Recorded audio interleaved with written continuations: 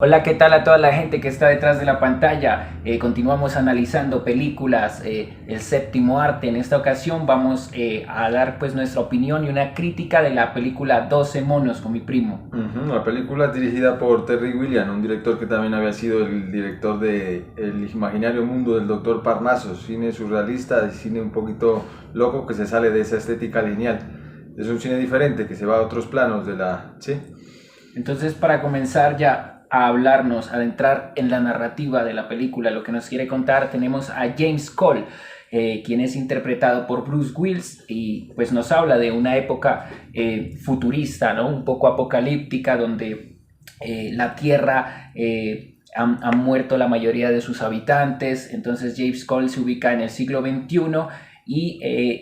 él es un presidiario, ¿no? Está preso en un subsuelo por un grupo, pero un grupo de científicos pues le ofrece una misión, como una tarea, que es viajar en el tiempo para recuperar algunas, por digamos así, unas compilaciones de lo que sucedía en esa época de material genético, material de flora y fauna, para llevárselo en el futuro a los científicos. Bueno, entonces en esta misión él es primero enviado a la superficie antes de viajar de viajar al pasado, a 1990, que es el objetivo, y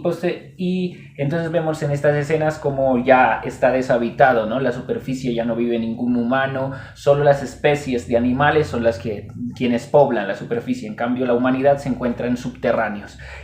Al ser enviado a 1990 la misión falla, a 1996 la misión falla y llega a la época de 1990. Entonces nos trasladamos a un escenario de contexto psiquiátrico donde James Cole aparece pues completamente abrupto del viaje, ¿no? Un poco deformado, un poco pues con estos síntomas de babeando, como desorientado, y tenemos la primera aparición de la doctora psiquiatra Catherine Reilly. Ella pues empieza como a encariñarse con este personaje, empieza a hacerle un diagnóstico, una evaluación, y pues se dan cuenta pues que él tiene este discurso, este lenguaje de que es un hombre que ha viajado en el tiempo, y pues los psiquiatras lo consideran como un enfermo mental, como que está loco, y entonces lo dejan recluido.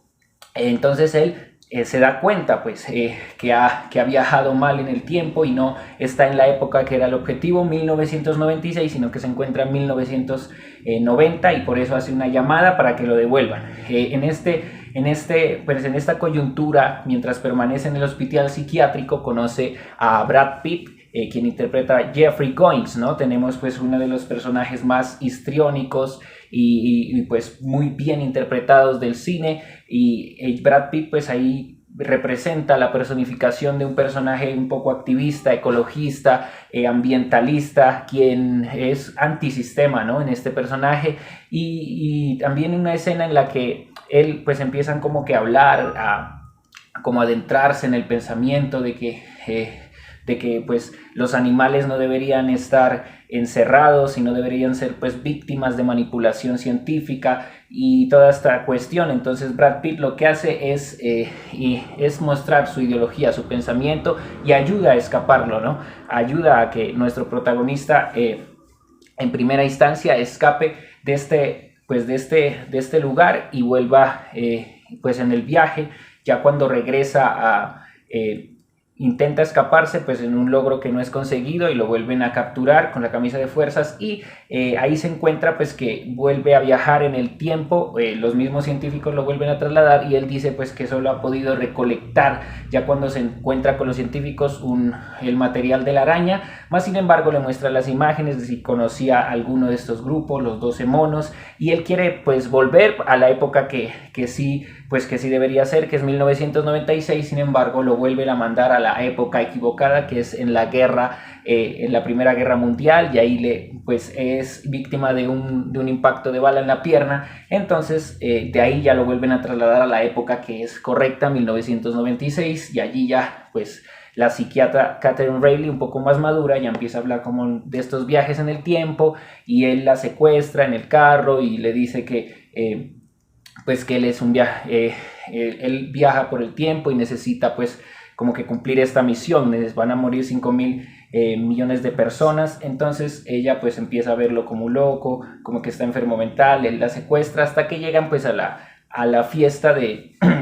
Goins, de Jeffrey Goins, a quien se ha reconciliado con su padre, y el James Gunn le dice algo importante, que es que esa idea de los 12 monos de montar el virus, él se la había trasladado a Brad Pitt, a James Gunn, o sea, James Cole le había dado la idea. Entonces vemos que hay una persecución en el bosque hasta que James Cole desaparece por obra y pues las personas pensarían que es por pues algún ente, y sin embargo la historia continúa. Claro, después de eso fue que se lo llevaron ya los doctores del futuro, porque está situado en el 2035, donde está bien endemoniado porque está sedado, está empastillado, está, aparte de todo, viajando en el tiempo, entonces su mente no soporta todo ese trajín, todo ese peso, y entonces llega y les dice a los doctores que les comenta acerca de los 12 monos de una organización conspirativa que quieren pues acabar con, digamos, parte de la humanidad y darle vida otra vez a la naturaleza, a los animales, por el mal uso. Pero entonces los doctores le dicen que bueno, que felicitaciones, que usted es el viajero, que tal, pero entonces otra vez es mandado al 96, que es supuestamente el pasado, pero es el presente, donde está la doctora de la que se empiezan como medio a enamorar. Y entonces esta doctora pues también había tratado de temas así, ella aparte que es psiquiatra investigadora, ella trataba acerca de temas así de apocalípticos, así de fines del mundo, distopías, todo esto, y nunca se iba a pensar que se iba a encontrar con un loco de manicomio del que se iba a enamorar, y que ese loco de manicomio aparte es el que le va a tirar una información que la humanidad se va a acabar, digamos, se van a morir 5.000 millones de personas, y hay toda, o sea, hay todo un dilema porque cambian los papeles en un momento de la película, porque mientras en la primera parte el loco era él, digamos, el loco lúcido, loco porque pues nadie le cree y está, ¿no?, en toda esta parafernalia mental y en todo este caos, y lúcido porque es de las personas, de los pocos que pueden ver lo que va a pasar, digamos, en un futuro con la población como tal.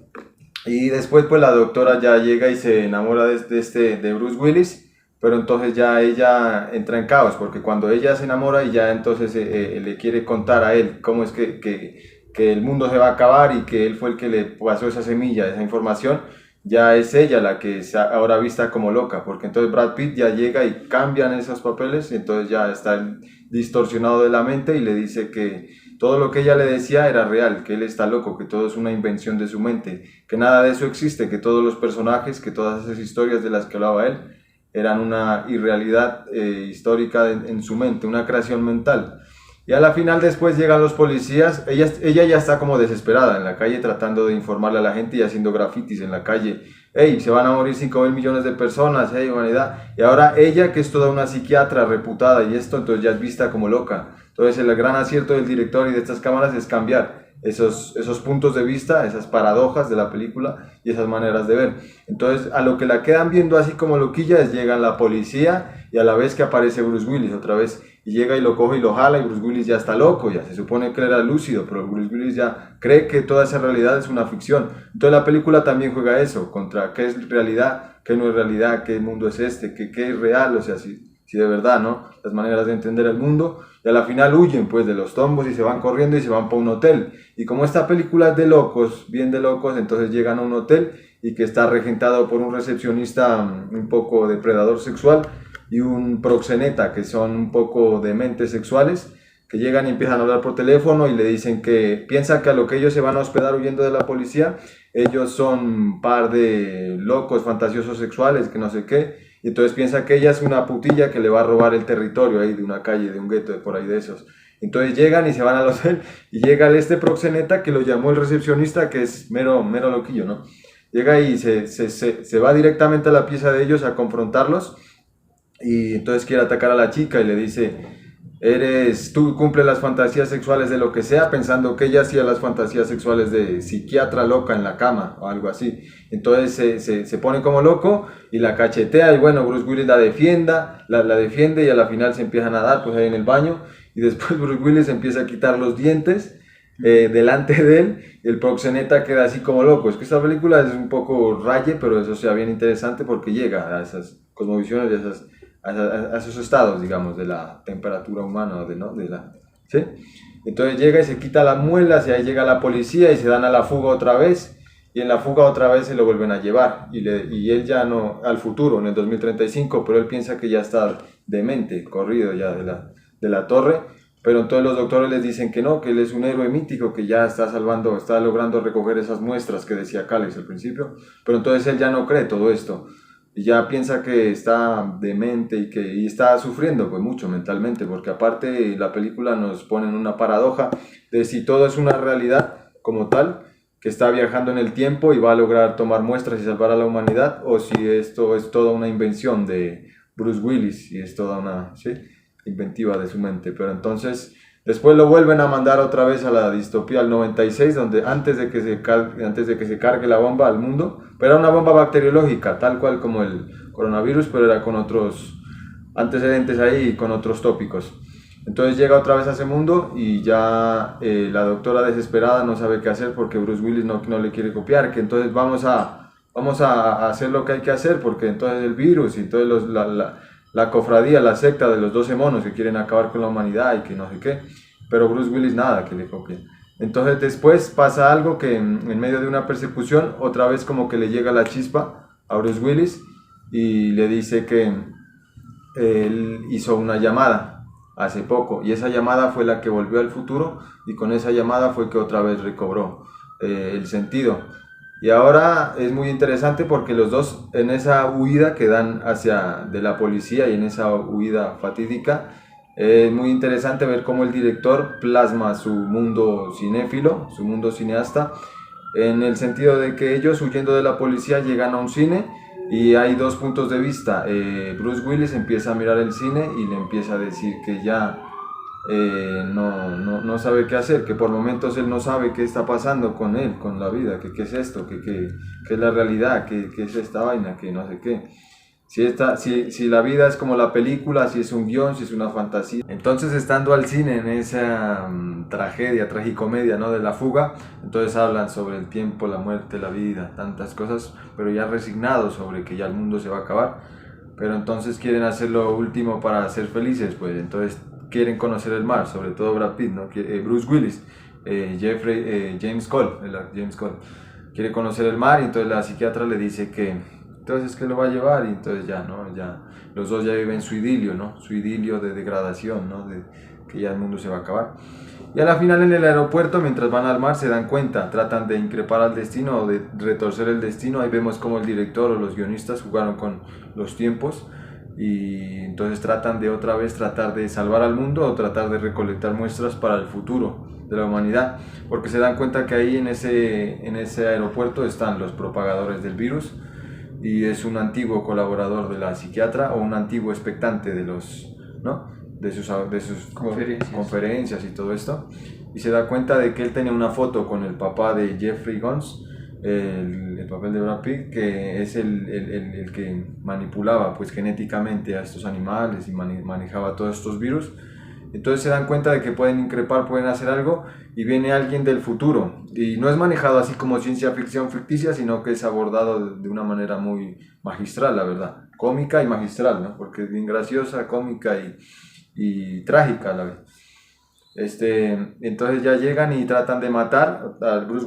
Willis trata de matar a quien lleva el virus, pero ya no hay caso, ya el destino no se puede jugar contra él, ya no puede hacer nada, todo está escrito, pues según nos da a entender la película, una tesis, pero también tiene su otra antitesis y bueno, tratan de matarlo, pero ya no hay caso, entonces la gente del aeropuerto, los guardias de seguridad terminan matando a Bruce Willis y aquí hay una parte muy onírica, pues, porque entonces hay un niño, que ese niño era un sueño recurrente de Bruce Willis a lo largo de la película y que este niño soñaba, en realidad estaba soñando su propia muerte y al soñar su propia muerte estaba soñando con su futura novia y estaba soñando con el futuro de la destrucción de la humanidad o de la muerte de 5.000 millones de personas a causa de un COVID del siglo XX, digámoslo así, pero es una pandemia, pues, ¿no?, de animales del siglo XX. Y esto es a la final, todo esto, un final muy épico porque no sabemos si todo fue un déjà vu, si en realidad esto fue realidad, como tal la película nos deja plantear, o si esto fue una ficción de la mente de James Cole, de Bruce Willis, y a la final pues termina como en un sueño en el que es como míticamente, cíclicamente, el futuro se vuelve a regenerar y ya no hay caso de pelear contra el tiempo y contra el destino, lo que ya está estuvo. Está escrito. Y a la final, pues, los 12 monos de Yabu se hubiera llamado la película, porque es... Al final también ella sale, la científica sale en el avión como diciendo voy a completar la misión o voy a tratar de hacer algo, ya como diciéndonos la película, ¿no? Bueno, y ya después, esto era como el resumen, el esbozo del guión de la película y ya vamos como a adentrarnos en los significados, las interpretaciones y el mensaje pues, que hay detrás de este maravilloso guión y pues lenguaje cinematográfico. Entonces, para comenzar, no sé, de tantos temas es que son muchos, ¿no? Para hablar que aborda la película, pero pues yo quisiera empezar a hablar de la crítica que se le hace a los contextos psiquiátricos y hay otra crítica al cientificismo, ¿no? También, y a la experimentación con animales, los cambios genéticos, modificaciones, transmutaciones. Pero primero hablar de la psiquiatría, ¿no? Tenemos que James Cole cuando en su primer pasaje al pasado, a 1990, donde llega erradamente, tiene a pues en estos escenarios que son muy degradados, muy descuidados, un poco pues antiguos y pues no son como debería ser un contexto hospitalario, pues adecuado y moldeado a las condiciones de sus pacientes. Y esta es la primera crítica, ¿no? Y también hay una crítica de la cámara donde se juega con la visión, la mirada. No es una mirada recta sino que es un ángulo torcido, un poco torcido, y eso es como diciéndonos si de verdad James Cole está fantaseando en sus propias alucinaciones o porque está como torcida, como que tiene una percepción distorsionada de la realidad. Y otra, pues a la psiquiatría, donde la misma representante de ella, quien la personifica, que es la doctora Catherine Reilly, ella como que, si se dan cuenta, en 1990 es rígida, se moldea a lo que su jefe le solicita, es decir, te estás encariñando con él, le está dando este típico síndrome que le da pues, a los psiquiatras de... Cassandra, decían por ahí. El síndrome de Cassandra. Pero Cassandra tenía dos versiones, ¿no? El síndrome del psiquiatra que se enamora del paciente o del psicólogo que se enamora del paciente, o de el visionario profeta que trata de luchar, que sabe que va a pasar una catástrofe pero no se puede hacer nada. Ella es una especie de... Claro, las dos. Para completar esta idea y luego sigues, como decir que ella cambia, radicaliza, ¿no? O sea, su postura ya tan hermética de mirar a las personas como pacientes psiquiátricas exclusivamente, sino que James Cole la toca, deja una huella indeleble en ella, o sea, porque después de que él desaparece repentinamente, fortuitamente, así que física, en materia, desaparece,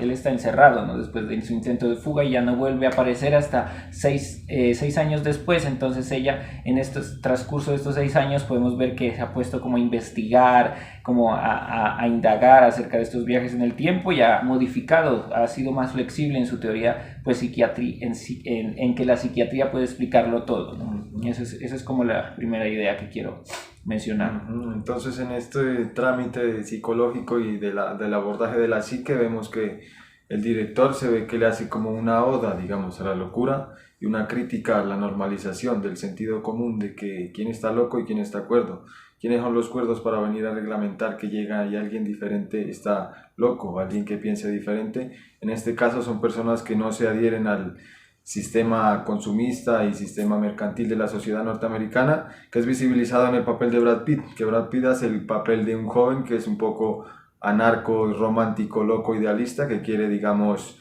hacer la conspiración de los 12 monos como una guerrilla anarquista con los 12 monos y propagar el virus. Pero Brad Pitt es quien tiene, digamos, unos pasajes épicos cuando Bruce Willis llega y va del futuro al pasado, al 90 y al 96, cuando tienen esos encuentros psiquiátricos.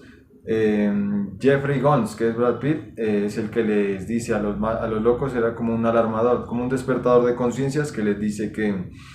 no estás loco tú, ni estás loca esta gente que está aquí demente, sino que en realidad es algo que va más allá, que es el sistema, digamos, o todo este engranaje múltiple y social que reforma y contrarreforma a las gentes y a las sociedades humanas, y hace ver este tipo de mandatos o de comportamientos sociales en donde las personas que no se adhieren, digamos, al linaje, a la forma de ser lineal, digamos, del ser humano moderno, es visto como loquillo, como demente. Y esto en el caso de Brad Pitt, pues, o de Jeffrey Combs, y del poco de dementes que no se adhieren al linaje, los que están en el psiquiátrico. Pero Brad Pitt entonces tiene sus momentos efusivos, histéricos, irónicos, oníricos, cuando empieza a gritar y cuando empieza a darse cuenta de que en realidad ellos están cuerdos, que en realidad locos estamos todos, locos está todo el mundo, sino que hay gente que dice que con autoridad moral viene a venir a implantarle y a decirle cómo se debe comportar, cómo se debe vestir, cómo debe pensar, cómo debe, porque son esclavos, digamos, mentales, o porque tienen concepciones de pensar rígidas y no miran que hay algo más allá. Bueno, o sea, esa es la crítica, ¿no? De la locura y de la razón y del pensamiento psicológico, psiquiátrico, que es basado en el poder y en esa normatividad de reglamentar quién está loco y quién está cuerdo, o sea, quién está enfermo y quién está lúcido. Y eso es una falacia, pues, a la final. O sea, locos podemos estar todos, pero en esta película se ve como la locura es la que está más visionaria y es la que está cantándole pues al mundo las verdaderas tragedias o las verdaderas tragicomedias que pasan encima de él. La locura de los locos, porque la película es como si le cantara, como si el personaje principal fuera el subconsciente colectivo de la locura que canta y la locura que dice las verdades y que puede ver, la locura vigilante, la que se da cuenta del mundo en realidad, cómo es que funciona, y por eso los locos no se adhieren, digamos. Pero esa también es una visión romántica del loco que, como loco artista y como loco que pues no está más allá, pero los locos pues en sí también sufren. Claro, y por eso Jeffrey Combs después ya deja como de ser loco, ¿no? De estar enfermo mental y se adhiere como a esa norma de lo que dice el papá, ¿no? Y es que en realidad no estaba loquillo, pues, o sea, era... No, sí, o sea, la actuación es muy histriónica, desparpajado y lo hace muy bien, ¿no? Como en esas escenas del director, yo no sé, pero era como cuando ellos estaban durmiendo en el psiquiátrico, era también la actuación que por cualquier mínimo detalle, con prolijidad, él como que cada vez se iba haciendo más efusivo y los despertaba de la cama y entonces armaba la vorágine, el caos, el remolino y todos entraban en trance, lo que dices, el inconsciente colectivo, y él como era el más despierto, ¿no? De alguna manera, porque él se dio cuenta, imagínate, como decirle, llevarle la contraria al papá, a la figura de autoridad, autoridad en el tema científico, y ser capaz de, pues, de liberarle y combatirle estas ideas y decir, ahí ya pues creo que podemos entrar a la otra crítica, la cientificidad, o sea, el uso antiético, pues el uso con los animales que se hace para experimentar y conseguir pues estos pues fines un poco pues ambiciosos en la cientificidad. Y yo creo que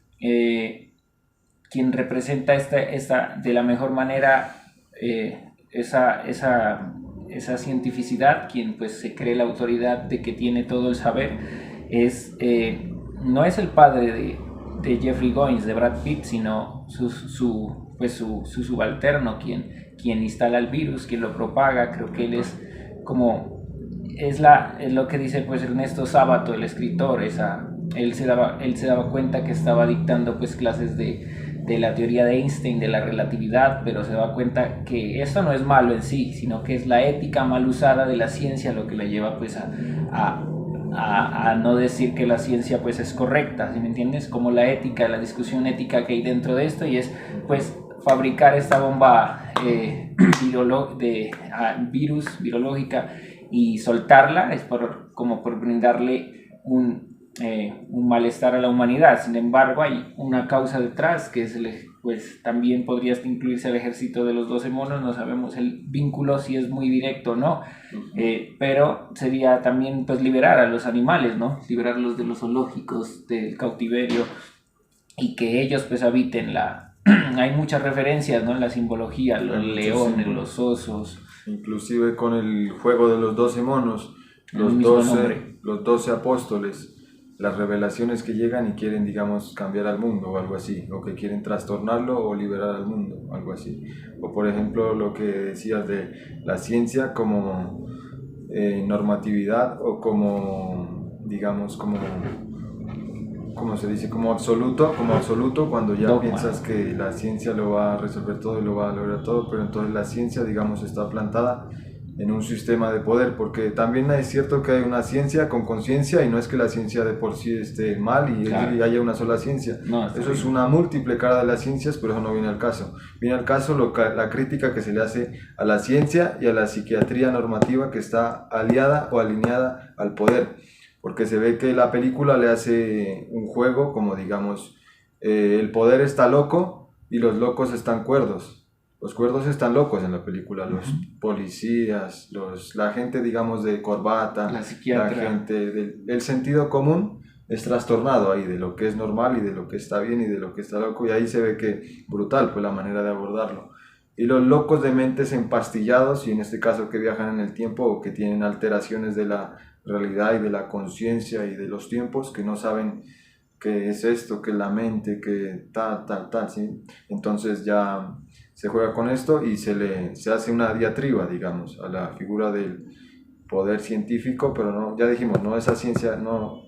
esta ciencia como tal, que está aliada al poder. En el caso hay un pasaje muy épico que la psiquiatra se le revela a su mayor, ¿no? Y llega y le dice que la psiquiatría se ha convertido en la nueva religión, y entonces ella le dice que ya está perdiendo la fe. Entonces se ve ahí cómo el mundo moderno después ya pasó de tener esa fe religiosa, esa fe teológica y esa fe monológica, en una fe unívoca, en esa fe de la razón, concretada en la ciencia moderna, pero en esta ciencia moderna que se visibilizan estos poderes y todo esta... Ahí, qué chévere lo que dices para complementarte, pues que lo mencionaba a grosso modo antes, la doctora psiquiátrica Catherine Reilly entra como en esa paradoja, ¿no? Esa antonimia de ella ser como un instrumento, una representante de la ciencia de la psiquiatría. ¿Cómo cambia tan abruptamente? No abruptamente, ¿no? Porque pasan 6 años, más de un lustro, para que ella modifique sus teorías de la conducta humana. O sea, antes era muy arraigada a estos preceptos, al DSM, a describir pues los trastornos de personalidad, y si me entiendes, como en esas escenas también donde ella se reúnen todos, ¿no? Son como seis autoridades del tema, psiquiatras, uno experto pues en un área, el otro en otra, y ellos determinan si el paciente, lo que decías, si el paciente está apto para volver a salir a la sociedad, retomar su vida, o se queda encerrado porque pues es considerado pues una persona que no se adapta, pues, o con algún trastorno mental. Entonces es como ese juego del poder, lo que decías, que son ellos los que deciden si está bien o si está apto o no, y pues quiénes son ellos para decidirlo, ¿no? Y rigen el sentido común en la sociedad, ¿sí? Los locos. Por eso, de ahí ya. O sea, por eso cuando le van a dar el dictamen a él, a James Cole, ella también lo duda, porque se siente que ella no pertenece tanto a este mundo rígido, y 6 años después se lo comprueba cuando ella empieza a dar sus cátedras, sus conferencias acerca de los viajes del tiempo. Es decir, ha cambiado su forma de ver el mundo, y hasta el mismo, ella ya escribe un libro, ¿no? Y es famosa, y el mismo, su antiguo jefe, pues es como que también se ha flexibilizado un poco y a darle como validez a otras teorías, como estas teorías del viaje, a los viajes del tiempo. No sé si quisieras hablar un poco de los viajes, de la película, qué significa tanto, porque a mí creo que hay un mensaje clarísimo cuando él viaja en el tiempo, también es enviado erradamente a la Primera Guerra Mundial, y cómo en el tiempo se rompe, hay como un hueco entre espacio-tiempo, pero si logras viajar, la materia no se pierde, ¿no? Creo que eso es algo de la relatividad, de la teoría. Entonces, por eso su bala, la bala del pasado, viaja hacia el futuro, pues al presente, 1996, y es como la prueba de que la versión, pues si se quiere creer, que sí era un viajero del tiempo, ¿no? En estos viajes en el tiempo. Y como hay tanta simbología y como hay tantos usos del lenguaje y de entender estas concepciones, vemos que no se aborda el tiempo y los viajes en el tiempo de una manera de los libros de ciencia ficción o las películas de ciencia ficción o este mundo moderno y tecnocrático y tecnología, ¿no? Esclavitud tecnológica y todo esto, sino desde una manera también bíblica, porque hay un pasaje en el que la psiquiatra como autora empieza a nombrar a las 7 plagas de Egipto, y empieza a nombrar a profetas, y empieza a nombrar a cuestiones bíblicas que nos hablan de cómo estos profetas viajaban al pasado o al futuro como una especie de llamas de redención, como una especie de salvación. Y en este caso se topa curiosamente y casualmente con el caso de dos personajes que viajaron desde el siglo XXI al siglo XX, a la Primera Guerra Mundial, y curiosamente el caso que ella aborda amigo, ¿no? El amigo. había sido el amigo de Bruce Willis, o sea, el paciente. Ahí se ve que la película está concatenada y enlazada. Hay unos Está huecos, bien hecho. hay ciertos huecos y hay ciertos matices que no se pueden clarificar, como una fuga que cuando él se pierde en el río, cuando él escapa, o sea, está en el presente en el 96 supuestamente y va a volver al futuro para el 35 para decirles cómo es que van las cuestiones a los doctores del futuro, pero entonces no se sabe cómo escapó ni cómo fueron esos lazos conectores para escapar. Claro, eso, hay una idea y ya sigues. Es como haciendo apología a la teoría de la película, de diciendo como que él estaba enfermo de la mente. Entonces, o sea, no se clarifica cómo eran los viajes en el tiempo, ¿no? O sea, no hay como algo material, una nave exacta, cómo era la manera en que él viajaba, y entonces esto le da más peso a la versión de que sí estaba loco, porque aparece en un psiquiatra. ¿Cómo va a llegar en un psiquiatra si repentinamente? Podría pasar que sí estaba pues enfermo mental, pero también puede pasar de que ese final, por ejemplo, de que la doctora ya, como te digo, ya va a completar la misión, se sienta en el avión al lado del terrorista, de este terrorista nuclear, atómico, y entonces como diciendo, entonces no estaba loco, si había algo en la realidad de estos viajes del tiempo. Entonces son las dos versiones las que juegan con nuestra mente de espectadores, y la que pues uno tiene que decidir por cuál se va. Y otra idea pues que me llega a la mente también es cómo los viajes en el tiempo pueden convertirse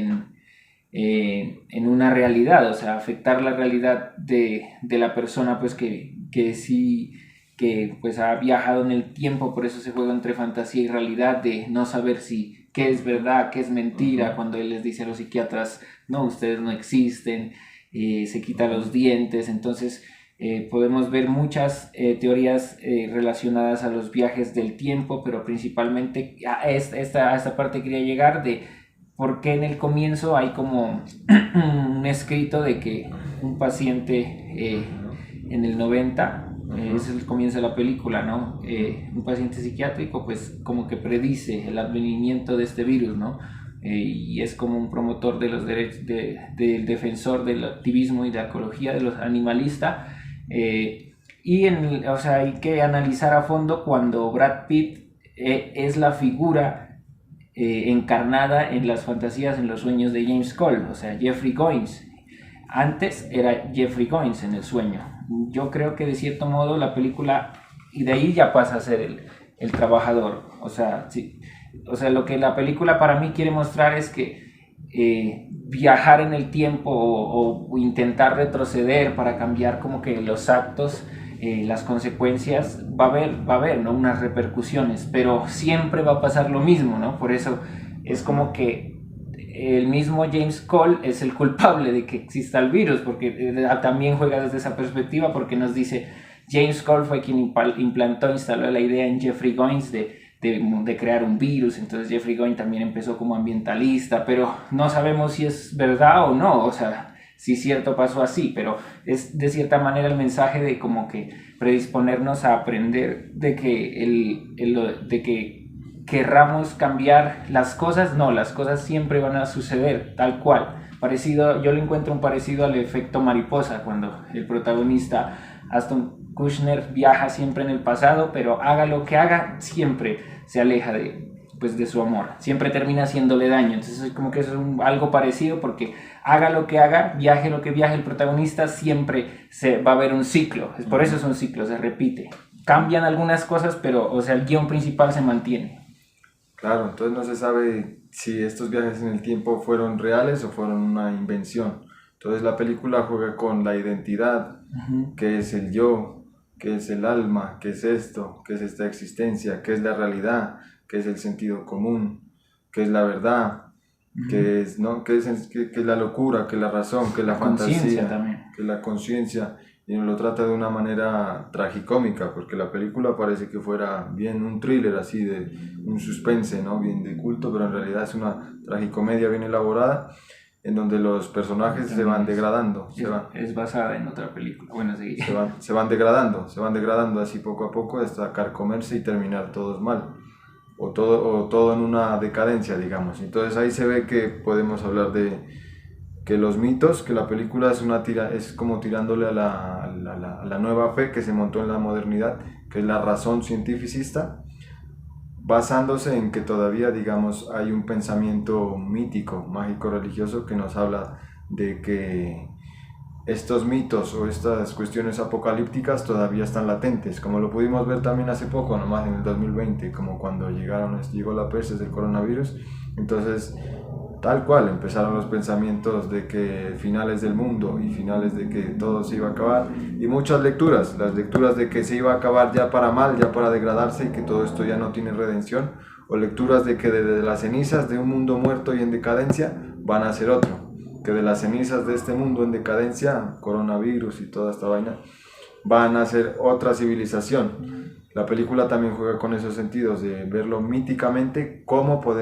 se puede entender si hay un renacer civilizatorio, si hay una muerte civilizatoria, si hay una muerte de la vida, y es a través de la mente de Bruce Willis, a través de los viajes en el tiempo que le propagan unos locos de mentes que son los psiquiatras y son los que ostentan el poder del siglo XXI,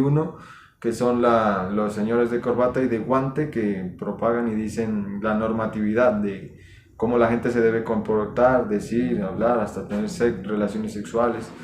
y vivir. O si todo esto fue un déjà vu de un sueño de un pequeño niño que se va a repetir cíclicamente en otro tiempo y en otro espacio, si todo esto fue una mentira, si todo esto fue un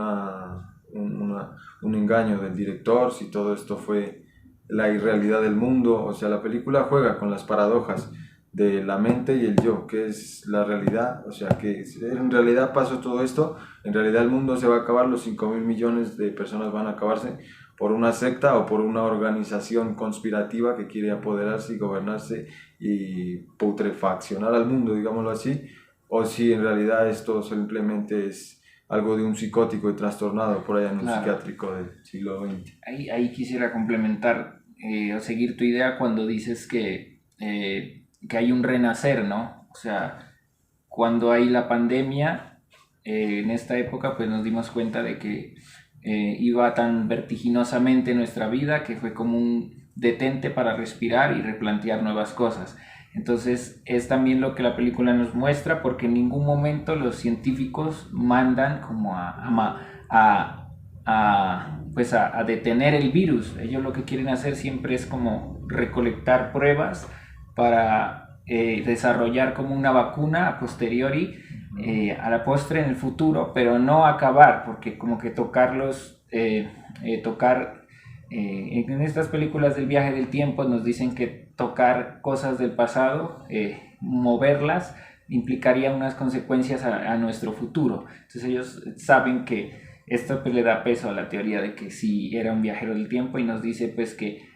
¿por qué él no evitó pues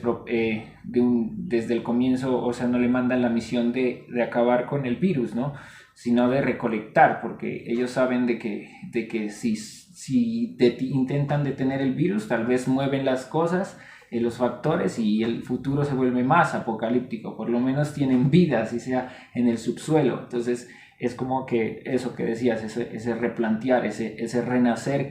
de la humanidad, o esa nueva pues etapa, ¿no? Que llega, por ejemplo, si en este futuro pues pandémico, donde si viviéramos en el subsuelo, imaginémonos, ¿no? Sin oxígeno, es como un privilegio también, nos dice pues que el aire está